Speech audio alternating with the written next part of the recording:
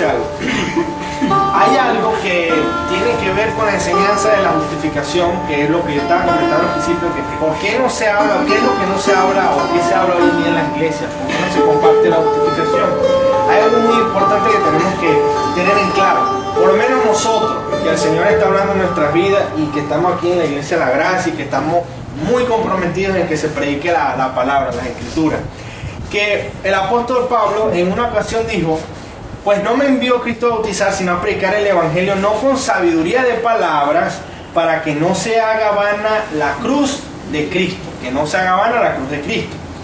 En otra ocasión dijo: pues me propuse, ahí mismo en Corintios, 1 Corintios, me propuse no saber entre vosotros cosa alguna, sino a Jesucristo y a este crucificado.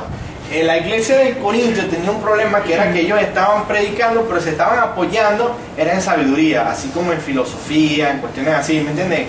Vamos a decir que nosotros vamos a predicar el evangelio y en vez de predicar con las escrituras y que predicar a Cristo, enseñemos filosofía, otra cosa, pues decir, bueno, tú necesitas un redentor porque tú sabes, la moralidad actualmente está decaída y la gente necesita valores, y ok, tú puedes decirle eso a las personas, tú puedes hablarle de la moral, de los valores, pero si no está Cristo en el mensaje, realmente tú no estás compartiendo el evangelio. Entonces, ¿qué es lo importante? Que la iglesia debe predicar la justificación, porque no es otra cosa sino la cruz de Cristo. Amén. Que es la cruz de Cristo, la obra que Él hace, que nos salve y nos redime a nosotros. Amén. ¿Qué pasa también? ¿Cuáles son los resultados de que haya malas enseñanzas con respecto a este tema? Hay consecuencias. Ustedes saben que eso tiene consecuencias.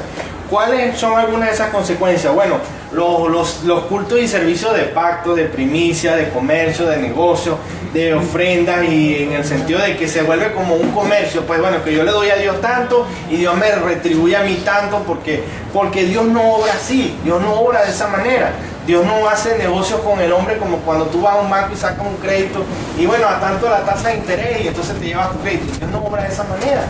Si nosotros hoy tenemos aliento de vida es porque Dios en su misericordia nos lo ha regalado, nos lo ha dado. Entonces, más bien nosotros ya estamos en deuda con Dios desde un principio, desde que nacimos, ¿ok? Entonces, fíjense algo, la gente afuera del mundo puede ver este espectáculo en algunas congregaciones y ¿qué van a pensar del evangelio? ¿Qué creen ustedes que van a pensar cuando ven este negocio y este comercio? Eso lo puedo conseguir en otro lado. Exacto, no van a ver otra cosa y sencillamente pues no va a ser glorificado Dios en eso, no va a ser glorificado el Señor Jesús. Amén. ¿Okay? Pero bueno, viendo la importancia y viendo que es un fundamento y que nosotros descansamos sobre el fundamento el cual es Cristo Jesús, amén. Amén. Debemos entender la importancia de la justificación, porque no es nada más y nada menos que la cruz de Cristo expuesta, lo que vamos a compartir hoy. Romanos capítulo 2, versículo 8, ¿ok? Fíjense, lo primero que voy a compartir, el primer punto que quiero que veamos esta mañana, es con respecto a la ley. Romanos capítulo 2, versículo 8. ¿Qué dice Romanos capítulo 2, versículo 8? Pero alguien que lo lea. Ira y enojo a los que son contenciosos y no obedecieron a la verdad, sino que obedecen a la injusticia. Ok, fíjense algo. Pero ira y enojo a los que son contenciosos y no, esto es clave, obedecen a la verdad, sino que obedecen a la injusticia. ¿Ok? Lo primero que nosotros vemos aquí con respecto a la ley, el primer punto, porque cuando Pablo empieza a hablar en Romanos capítulo 2, empieza por lo cual eres inexcusable, hombre, quien quiera que sea que tú juzgas, y empieza a hablar allí, ¿verdad? Y él empieza a hacer referencias a la ley, ¿ok? Y la ley se menciona al menos en ese capítulo 2, unas 18 veces más o menos, imagínense, 18 veces. Entonces, es claro que Pablo aquí en este momento le está hablando a los judíos, o por lo menos al grupo de judíos que estaba en Roma, porque recuerden que la iglesia de Roma se cree que fue constituida por judíos que oyeron el mensaje en Pentecostés, recuerden en Hechos capítulo 2, y cuando se fueron de allí, llegaron a Roma, constituyeron la iglesia de Roma. Pablo no la constituyó, Pablo le envía y les dice muchas cosas y él espera por lo menos pasar por Roma cuando vaya a España, porque eso lo menciona, y que los romanos, la iglesia de Roma y en esa ciudad lo apoyen en su misión, en su trabajo misionero a España, ¿ok? Entonces ellos ya estaban claros en muchas cosas, por lo menos allí, y Pablo está refiriendo, por lo menos en esta parte, en el capítulo 2 del mensaje, le está refiriendo a los judíos que están en esa zona porque le repite y le repite la ley, por lo menos 18 veces, ¿ok? Entonces, cuando él les habla a ellos, dice, no obedecen a la verdad. Él dice, hay una conexión entre justicia y verdad, porque después dice, sino que obedecen a la injusticia. O sea, ustedes no obedecen a la verdad, entonces eso quiere decir que ustedes están obedeciendo a la injusticia. ¿Ok? Esa es la primera relación que hace ahí. ¿Ok? Ahora, ¿qué significa obedecer a la verdad? ¿Qué creían o interpretaban estos hermanos en Roma que significaba obedecer la verdad? Bueno, ¿acaso significaba obedecer los mandamientos? ¿Acaso significaba obedecer la ley? Fíjense lo que dice Romanos ahora, capítulo 2, versículo 20. Alguien que lo lea, Romanos 2, versículo 20. Instructor de los indoctos, maestro de niños, que tienes en la ley la forma de la ciencia y de la verdad. Ok, fíjense. Pablo le está hablando aquí a un grupo de personas. En este caso, ustedes recuerdan que los primeros cristianos fueron judíos, ¿ok? Ellos fueron los primeros cristianos, después se fue anexando los gentiles, pero en su gran mayoría al principio eran judíos. Y Pablo les está hablando a ellos, está disertando con por lo menos un grupo de judíos que estaban ahí, porque habían judíos y habían gentiles también en esa iglesia en Roma, estaban ahí unidos. De hecho, más adelante vamos a hablar de ese tema, pero estaban ahí los dos grupos. Entonces Pablo dice en un momento aquí en el versículo 2, confía, he aquí tú, fíjense cómo arranca el 17, he aquí tú tienes el sobrenombre de judío y te apoyas en la ley, y te glorías en Dios y conoces su voluntad, instruido por la ley.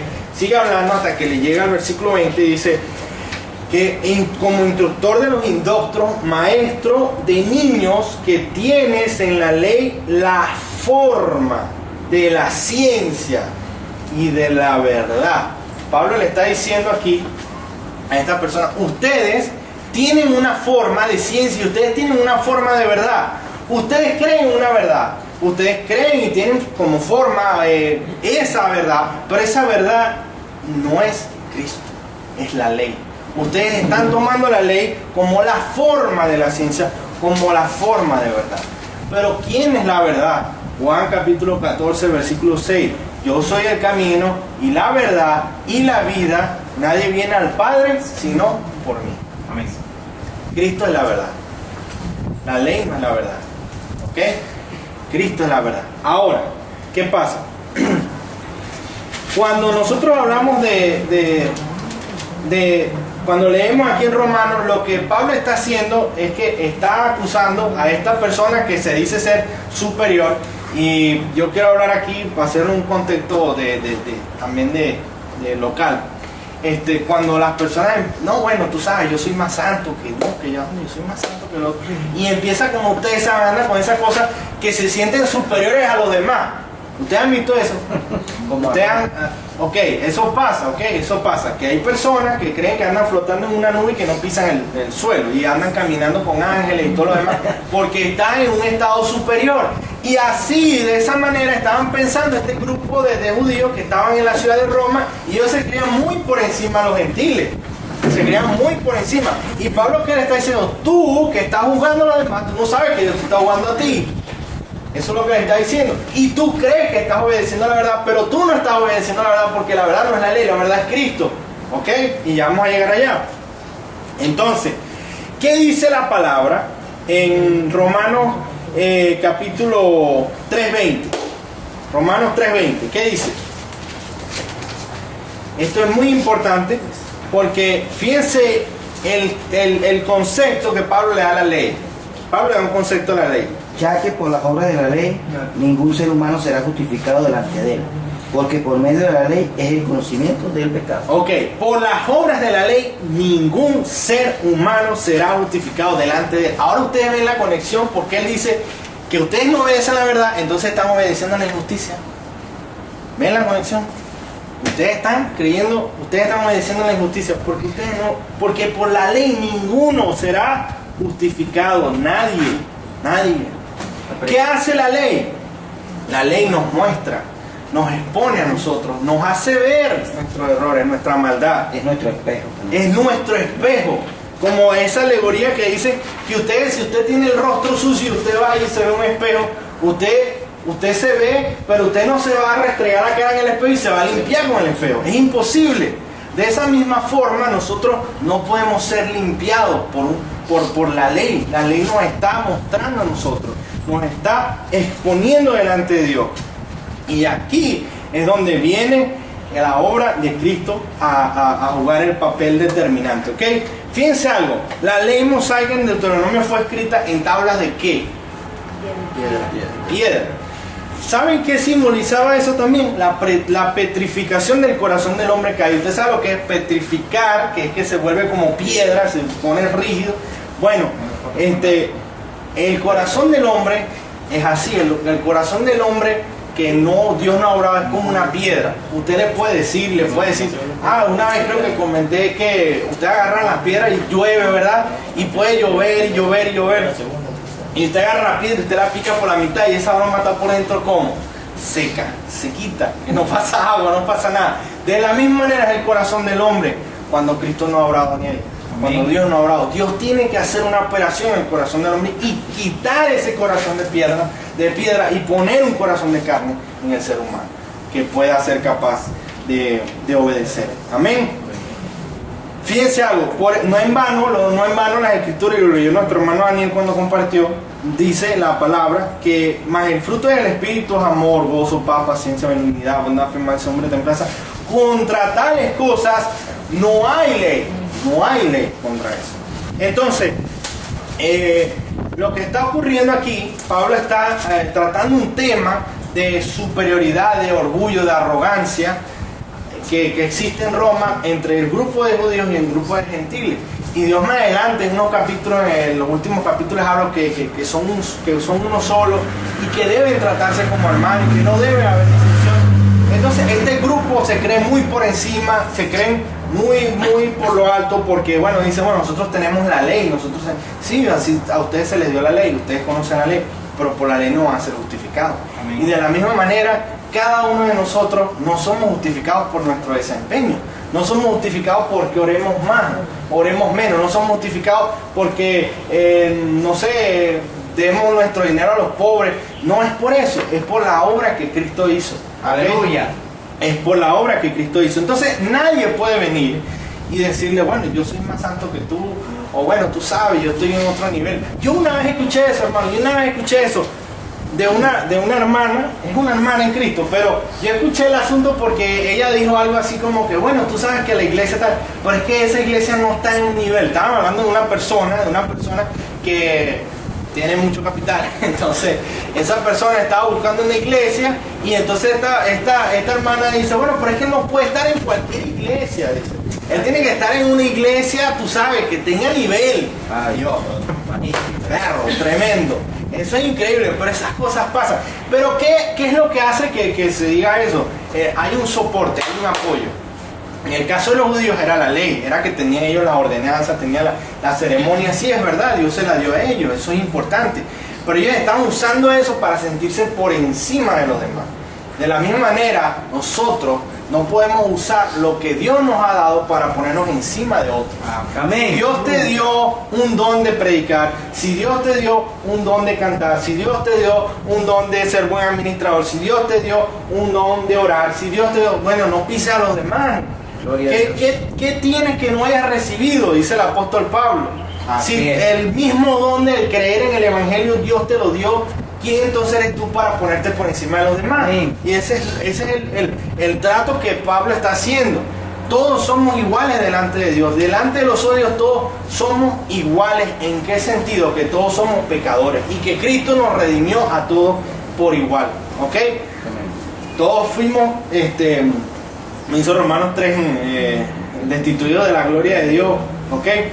Entonces, este es el trato que Dios está haciendo Pablo allí. Ahora, vamos al segundo punto. La justicia de Dios. Este es el tema donde me va a tomar un poquito más de tiempo porque ¿Cómo se llamaba el primer punto? la ley. La ley solamente. Ajá, la ley, solamente. Manito, Y ¿puedo la base- agregar algo a lo que estaba diciendo del primer punto?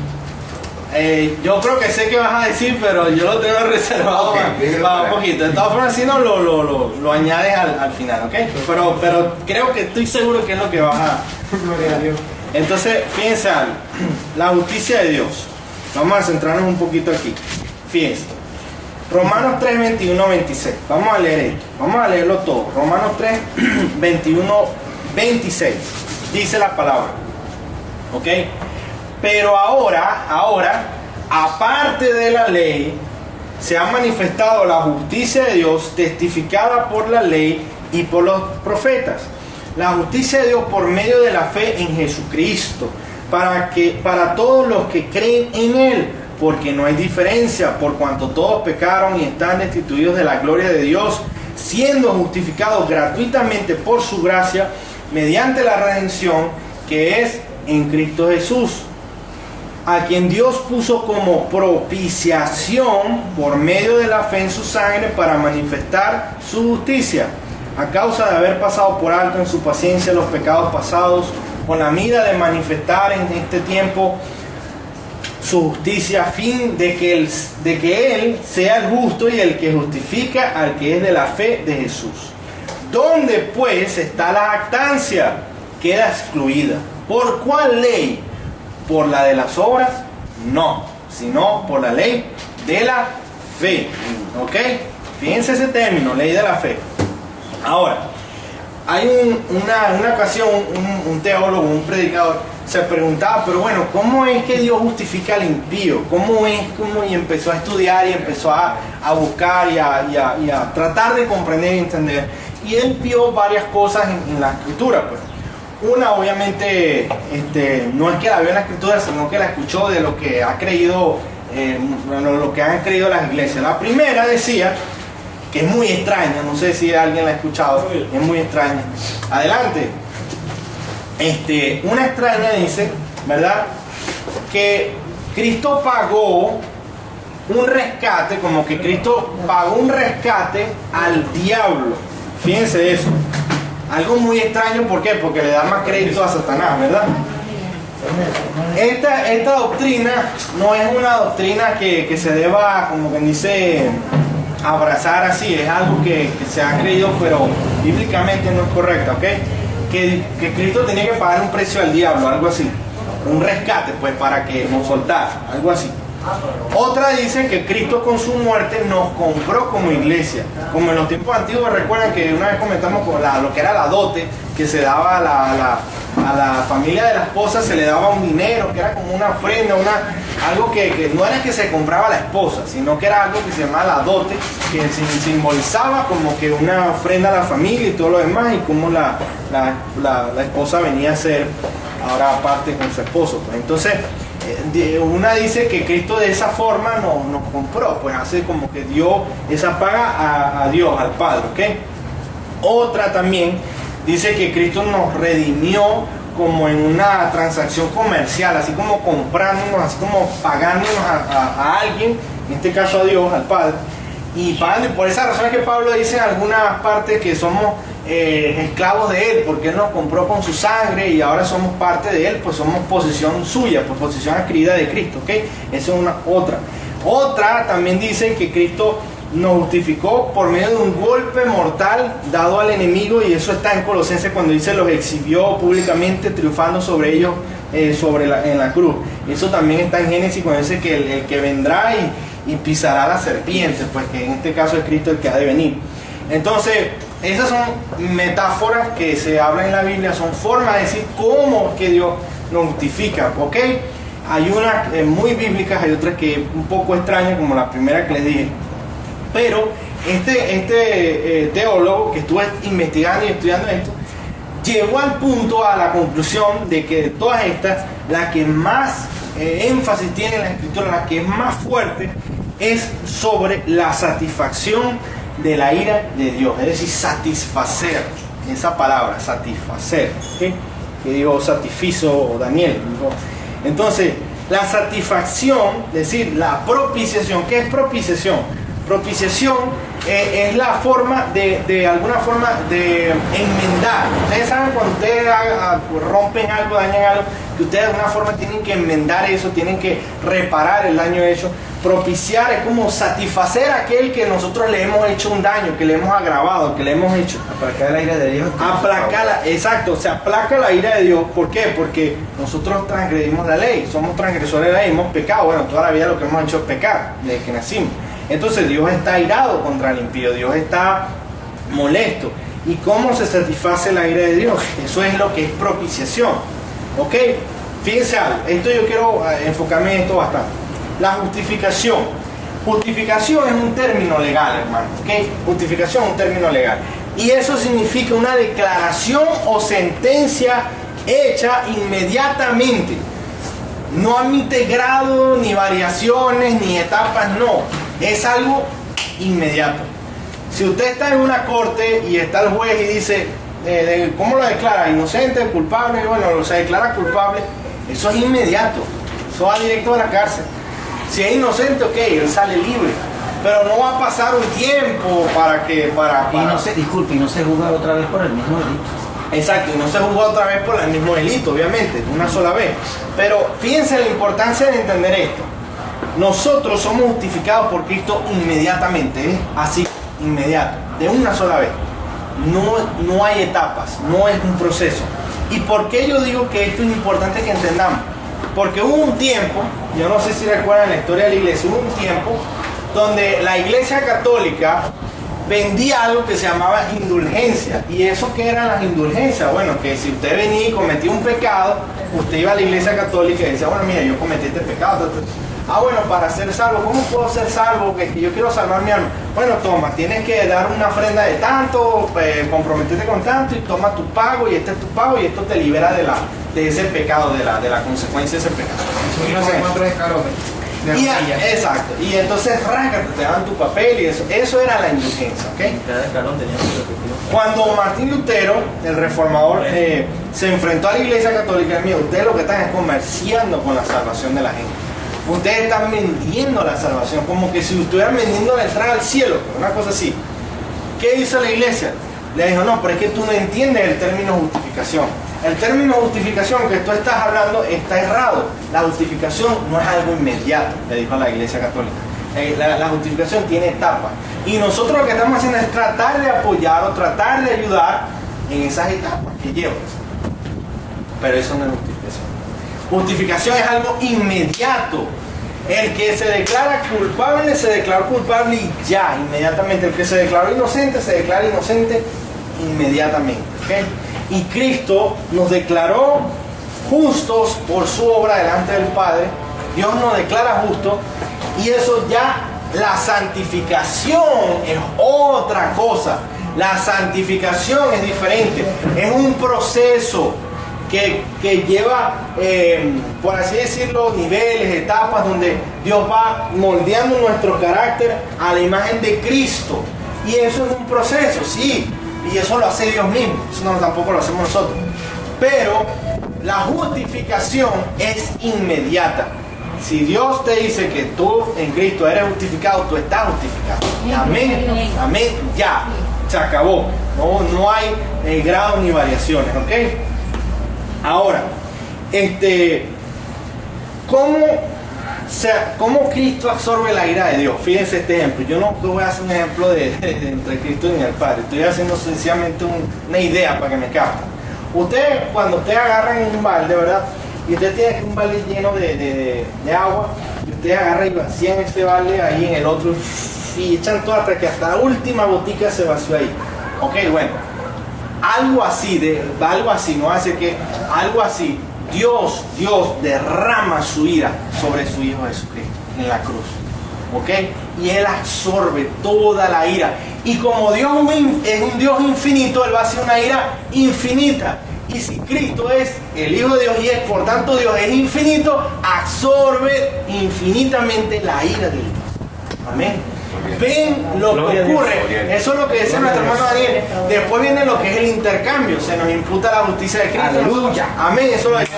Pero ya no hay ira. Contra los que están en Cristo Jesús no hay ira. Santo Dios. Amén. No nos ha puesto Dios por ira, dice también la palabra. Entonces, esto en parte, otra ilustración que yo quisiera compartir. Bueno, aparte de eso, fíjense algo, la justificación no solamente implica que Dios nos perdona de nuestros pecados pasados, presentes y futuros, que como son todos futuros, como decía Daniel, sino que adquiere la entrada a la gloria, al reino, porque Él obedeció la ley, Él se sometió voluntariamente y la cumplió. Nosotros no pudimos cumplirla. Él recibió la retribución de la ira de Dios por los pecados, pero también como Él cumple la ley completamente y esa justicia Dios la pone en nuestra cuenta, nosotros podemos entrar al cielo. Amén. Eso significa, eso decía Pablo cuando hablaba de la posesión adquirida, la que Dios nos dio por Cristo Jesús. Y ustedes saben que decía John Owen. John Owen explicaba que, ustedes recuerdan la historia de Jacob y Esaú, que en el momento que Jacob se puso las vestiduras para pasarse como Esaú, y entonces se le fue a Esaú y entonces lo engañó porque claro, Isaac estaba ciego para el momento, pero no lo podía, pero él lo tocó y se acomodó como que pasase a pasar por Esaú. Bueno, John Wayne dice que de esa manera nosotros nos escondemos en Cristo y vamos al Padre, y el Padre como que ve a Cristo en nosotros. Fíjense esa alegoría que él hace utilizando a Esaú y Jacob. Entonces nosotros vamos escondidos ¿en quién? En Cristo Jesús. Amén. En su mérito, en su obra, en su justicia. Amén. Gloria a Dios. Ahora, fíjense algo, o una ilustración de cómo lo que es la propiciación. Fíjense algo, fíjense la diferencia aquí. Quiero que me presten atención. Imagínense que un niño entra a una heladería y hay una heladería, venden helado. Llega un niño, entra y va a comprar un helado, ¿verdad? Y entonces, ¿qué pasa? Que cuando la señora le dice, no, mira, ¿qué tal? Entonces le falta. Entonces, de pronto uno de ustedes está ahí y dice, bueno, pero ¿cuánto le falta? No le falta tanto. Mira, toma, lo pone ahí. Le pone para que el niño se lleve su helado, ¿ok? Imagínense eso. Eso es que él incurre en una deuda económica. O sea, no tiene para pagar una deuda económica, ¿ok?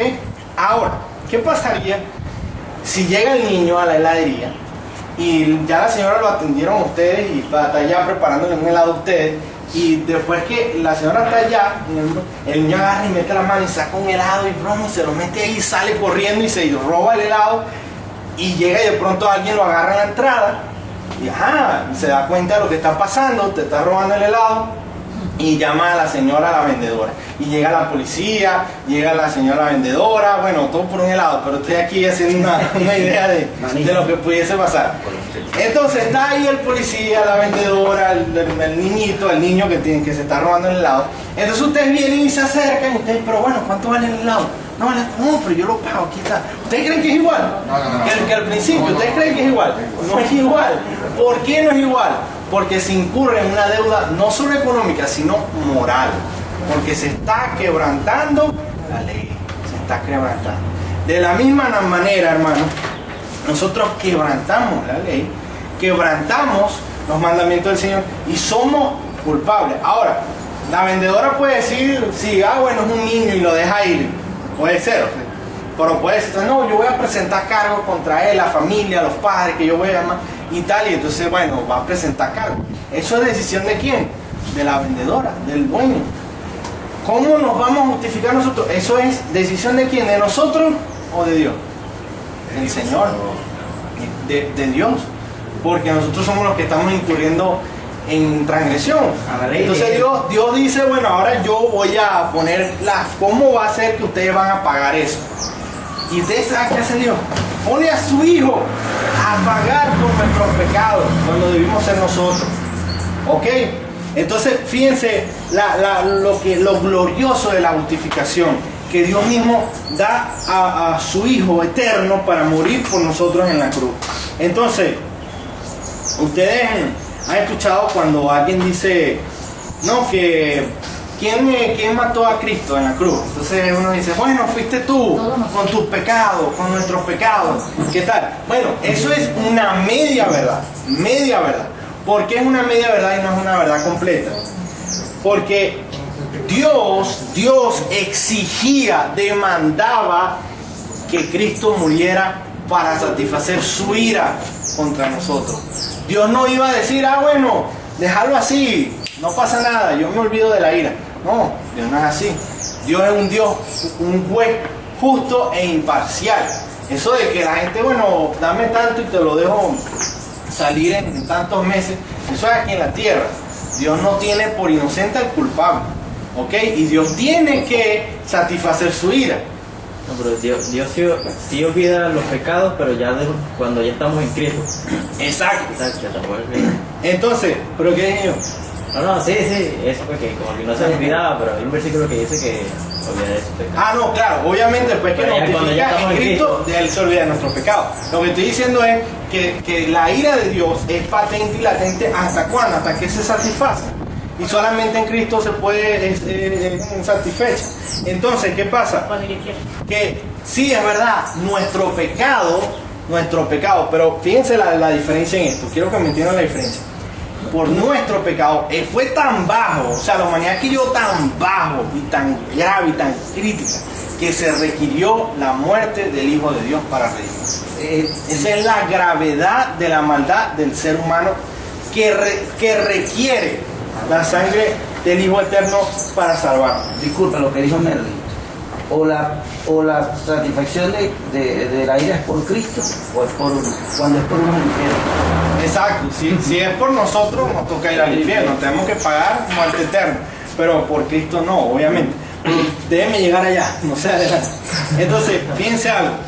Sí, nuestro pecado demandó que Cristo muriera en la cruz, porque fue nuestra transgresión, fue por nuestro pecado, es por nuestro pecado, obviamente. Pero yo quiero hacer este ejercicio. ¿Ustedes han visto la película La Pasión de Cristo? ¿Ustedes han visto la Pasión de Cristo, verdad? Bueno, deberían verla los que no la han visto. Ustedes saben cuando Cristo va caminando, lo que llaman la vía dolorosa, que él lleva la cruz y está, bueno, la Biblia dice que desfigurado, eso dice Isaías, que con los azotes y todo, él va caminando. ¿Ustedes qué ven allí cuando ven eso? Pueden ver, hay personas que ven el amor de Dios para hacer su vida, pues mira lo que Cristo hizo por mí y tal. Pero antes de llegar ahí, es importante que entendamos que debemos ver la justicia de Dios. La justicia de Dios, porque si nosotros no pecamos, si nosotros no transgredimos la ley, Dios no estuviese airado, pero Dios se airó con nosotros por nuestra desobediencia. Ahora, Cristo está pagando allí, en la cruz, nuestra desobediencia, y Cristo está satisfaciendo la ira de Dios. No sé si me entienden el punto. Él está recibiendo esa ira cuando debemos ser nosotros. Entonces nosotros podemos decir que el amor de Dios, sí, podemos ver el amor de Dios, pero primero veamos la justicia. Veamos primero su justicia, ¿ok?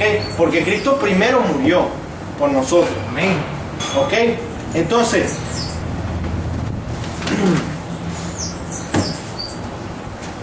fíjense algo, Dios en ese momento hay dos cosas que se dan ahí. Primero, Dios muestra su justicia, porque Dios es un Dios santo, santo, santo, que como les digo, hermano, Dios no tiene por inocente al culpable, Dios no es imparcial, Dios tiene en sí mismo, porque Él es justo, debe hacer justicia, debe exigirse a sí mismo esto, y Dios hace ese acto de justicia, ¿ok? Satisface su ira. ¿Y qué vemos a través de eso también? El amor infinito que Dios tiene para con nosotros. También lo vemos ahí. Amén. Vemos dos cosas ahí. Dios lo expone en el mismo acto, la justicia infinita y su amor infinito. Amén. Amén. Entonces, yo puedo decir algunas cosas que, primero que nada, que no se atrevan a cuestionar el sacrificio y la obra de salvación de Cristo. No, que nadie lo cuestione, que nadie piense, fíjense lo que cantamos, completo está, completo está. ¿Por qué? Dos cosas, y esto es muy importante, presten atención. Cristo no nació sujeto a la ley, porque Él es Dios, Él la estableció, Él está por encima de la ley. Él nace no sujeto a la ley y sin embargo Él voluntariamente la cumple. Él la cumple voluntariamente. ¿Y eso qué hace? Que la ley sea magnificada, sea engrandecida, se embellezca, le da más sentido, le da más belleza, porque no es el hombre obligado que tiene que hacerlo por una obligación, no, es el Hijo de Dios el que está cumpliendo la ley y lo está haciendo voluntariamente. Está diciendo tus mandamientos son creo que está en Salmos, son dulces. Salmo 19. Ajá, 119. son, qué hermosos son tus mandamientos. Cristo está experimentando esto y Él lo está cumpliendo voluntariamente. Fíjense esa perspectiva. Entonces, ¿qué es lo hermoso de esto, hermano? ¿Qué es lo hermoso de esto? Voy a concluir, ya a cerrar con dos aplicaciones. ¿Qué? Dos aplicaciones. Y creo que de esto que trata lo que el hermano Feli iba a comentar. Yo recuerdo una enseñanza, el hermano Feli estaba compartiendo aquí con nosotros y él dijo algo, que Romanos 2:28 dice, pues no es el judío el que lo es exteriormente, ni es la circuncisión la que se hace exteriormente en la carne, sino que es judío el que lo es en lo interior, y la circuncisión es la del corazón, en espíritu, no en letra. Recordando que Jeremías 31:33, pero este es el pacto que haré con la casa de Israel después de aquellos días, dice Jehová, daré mi ley en su mente y la escribiré en su corazón. Y yo seré a ellos por Dios y ellos me serán por pueblo. Dios ha escrito la ley en nuestros corazones. Amén. Amén. Entonces, ¿era eso, hermano, lo que ibas a compartir? Bueno, comparte entonces para yo continuar. Concluye. Bueno. Fíjense algo, hermano. Hay una anécdota de un predicador que se llama Rabbi Zacarías, que él fue a una prisión que se llama la prisión de Angola. Eso está en Estados Unidos. Y era una de las peores prisiones del mundo. Tanto así que la gente tenía que, cuando entraban los nuevos prisioneros, tenían que darle armas para que se defendieran adentro, para que no los mataran, imagínense. Entonces, él dice que él fue allá, ¿verdad?, a compartir la palabra, y porque uno de los directores cristianos, evangélicos, empezó a hacer un trabajo ahí en esa prisión. Empezó a enseñar con la Biblia, a predicar, a hacer escuelas teológicas, a hacer servicios, a hacer de todo con ellos. Es pura Biblia, pura, y compartiendo el mensaje de la fe. Y dice que él lo llevaron a un área donde están los que están por cadena perpetua, que ya están para toda la vida y que nunca van a salir de ahí, a compartir con ellos. Y bueno, él le dio mucha tristeza porque bueno, por algo estaban ahí, habían hecho algún crimen algo muy fuerte, pues. Pero se conmovió porque los vio con las Biblias leyendo, y dicen que tenían hasta libros de Sproul ahí, de algunos prisioneros. Entonces, Un mejor formato, únicamente que no cuando hay que él dice que le tocó hablar con uno de los que más así estaban buscando al Señor, y él le pregunta, hermano, ¿cómo te sientes tú? ¿Cómo te sientes tú el hecho de saber que tú vas a estar toda la vida aquí, que nunca vas a poder salir? O sea, ya tú eres cristiano, tú compartes tu fe, pero tú vas a estar aquí hasta que te mueras. O sea, ¿qué te hace? O sea, ¿cómo te sientes? Pues, ¿qué te hace? ¿Qué piensas? Entonces, ese hermano, ese prisionero le dice, hermano, mire, Dios permitió en su sabiduría que yo llegara hasta acá y que aquí, encerrado, conociera el mensaje del Evangelio, porque Él lo propuso y ha sido piso. Yo estoy confiando en el Señor de que si Dios determinó que fuera aquí y fuera encerrado aquí toda mi vida, pero que lo conociera, yo estoy tranquilo, no hay ningún problema. Ahora, yo le voy a pedir que ore por mi papá, mi mamá, porque no son cristianos. Y sabe que ellos están en una prisión peor que esta prisión, porque tienen los ojos cegados y el corazón endurecido ante la verdad del Evangelio. Eso se lo dijo al prisionero ahí. Gloria a Dios. Tienen la fe, el nivel de fe de esa gente. Entonces, ¿qué es lo que queremos decir? Hermano, los moralistas, las leyes, todas estas cosas intentan cambiar al hombre malo para que sea un hombre bueno. Cristo vino a darle vida a los hombres muertos. Cristo los vino a resucitar espiritualmente para que anden en sus preceptos, para que caminen en fe. Amén.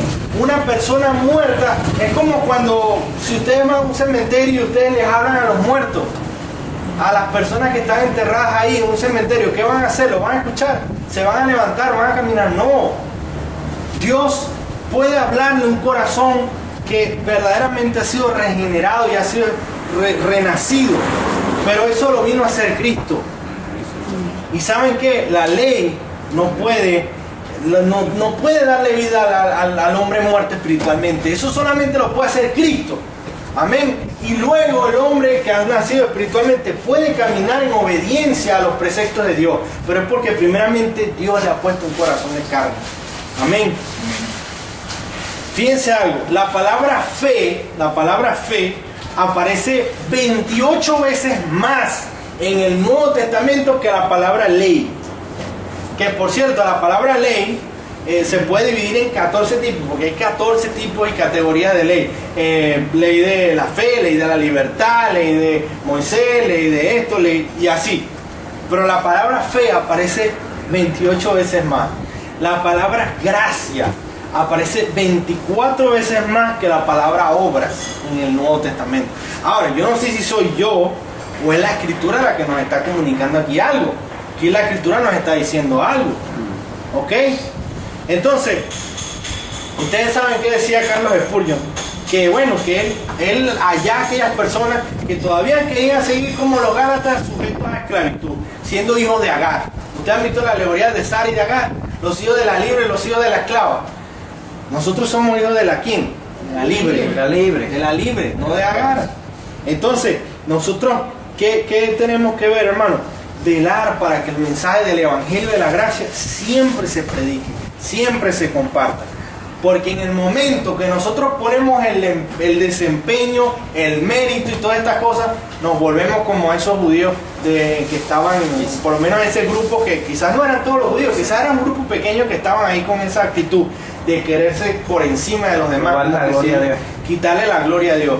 Y a Dios, Él no comparte su gloria con nadie, dice la Escritura. Ok, eso con respecto a lo que hablamos de la ley.